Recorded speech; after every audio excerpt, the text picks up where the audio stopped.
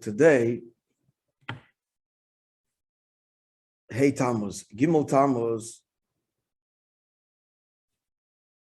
this is a personal thing. Gimel Tammuz, it's just an interesting thing. The three brothers-in-law, legendary Chassidim, each one deserves an entire volume. I think books have been written, or at least, something of a book on each of these Chassidim. Gimel Tammuz is the yard site of Rabbi Zalman Serabransky before Gimel Tammuz, way before, who was the appointed shliach of the Frierdiker Rebbe to Australia.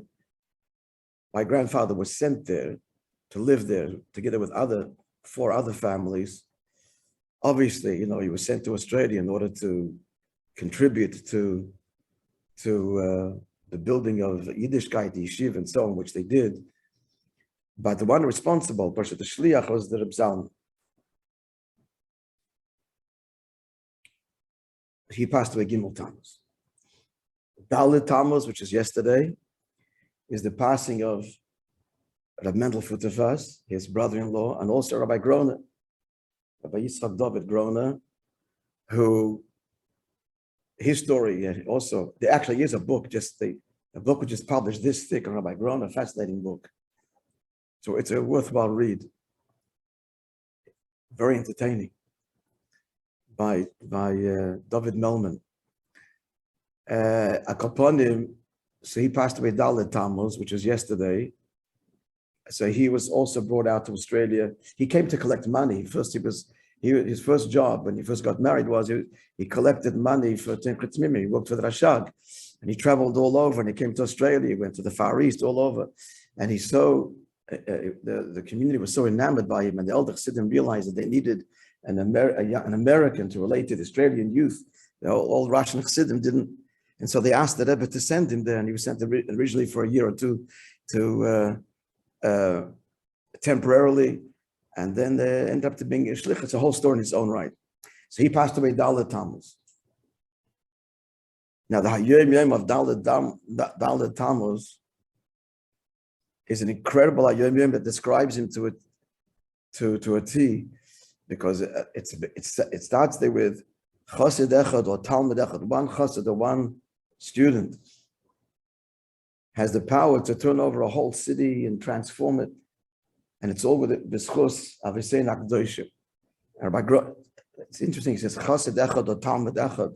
One Chassid or one Talmud. He would sign his letters to the Rebbe, your Talmud. And usual thing, Chassid Echad or Talmud Echad. What's the difference exactly? And he'd always talk about Avisein Akdoshim, and he turned over the whole city. Rabbi Groner was a legend in his lifetime, and I mean this is not in no way exaggeration. And he was born Gvura Shebegvura. And he was Gvura Shebegvura Begashmius Baruchnius. And again, that book is an incredible read. That's very entertaining, because he was larger than life. That was yesterday, Dalet Tammuz. So that was the yard site of Mendel Futterfass. We told you many stories. And Hey Tammuz today is the yard site of Ben Shem Tov. There were three brothers-in-law, Reb Zalman, Reb Mendel, and Benche. Gimel, Dalet, Hey Tammuz. Ben Shem Tov was also a larger-than-life figure, a legend in his lifetime, an extraordinary chassid. He never admitted to it, but he was part of he never spoke about it, the 10 chassidim that the Frierdiker made a covenant to the last drop of blood in Russia. There's a famous letter of the previous Rebbe to Menachem Zemba, who was killed in the Warsaw Ghetto, one of the great scholars of the previous generation, describing Ben Shem Tov and his Mesiras Nefesh, and his imprisonment in Russia and torture, not giving away who were the teachers in underground Russia. I mean, unbelievable description of this chassid as a bocher. I don't know if he was even married.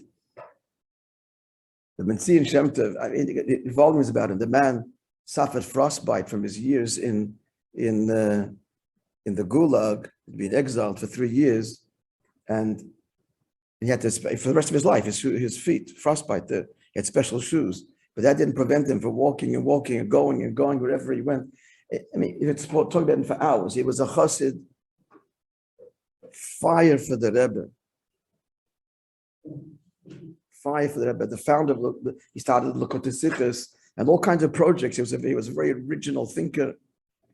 He brought the first charter in I don't know what year it was, from London. He brought a charter, 118 Jews to the Rebbe. It was in the 3 weeks. They made a special Farbrengen at 3:30 in the morning for them. This whole idea to bring Yidden to the Rebbe, I mean, he was a pioneer in so many projects in Chabad today. It started with him. And I told you the story of how the Kutta Sikha started with the 20 pounds from the Satmar Chassid. Bencher was, I never met him. He was killed in a car accident. What year, Chaim? 1970, what? I think 73 or 75. 73, I think. Yeah, it makes sense. I came to America right after that. Maybe it was 75, 73 or 75. 75, killed in Kvachabad going to a chasana, a terrible tragedy. Rebbe spoke about him on Yud Beis Tammuz. Yeah. I mean, he was, the paradox about this man, I want to tell you this story is that on one hand, he was fire. My friends tell me, they remember in 770, if people talked in shul, when the Rebbe was there, whew,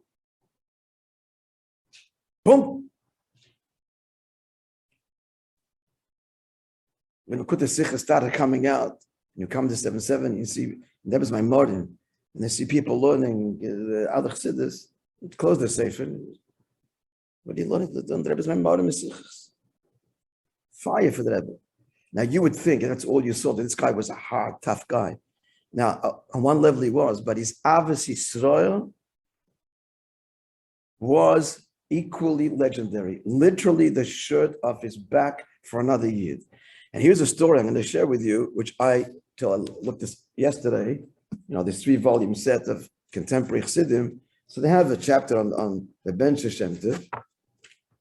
Listen to the story, my friends. Gewalt.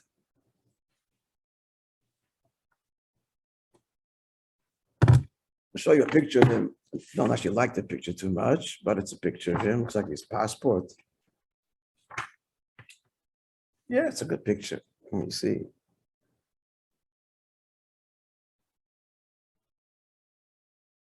There are tapes of his Farbrengens. He's speaking in Kvachabad. He's singing his song Mi Armiyah by the Rebbe. You know the song Mi Armiyah with soldiers of the Rebbe with fire and water. In Russian. He composed that song. This was their song in the Chassidim in Russia. And there's a famous Farbrengen. They've asked him to sing it. It's just beyond words, friends. But listen to this story.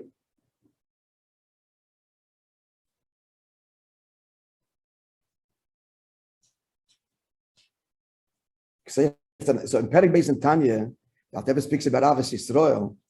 So the Alter Rebbe says there that Avos Yisrael means to do a favor to a fellow Jew, like it says in the Zohar, to learn from Yosef with his brothers. Right? That Yosef dealt with them kindly and so on, despite what they'd done to him. Now, Reb Mendel Futter for us, when he would give the shir by Farbrengen, so he would quote Reb Nissen Nemenov, who would say that, what does the Zohar say? To learn from Yosef and his brothers, even if we can't actually reach that level.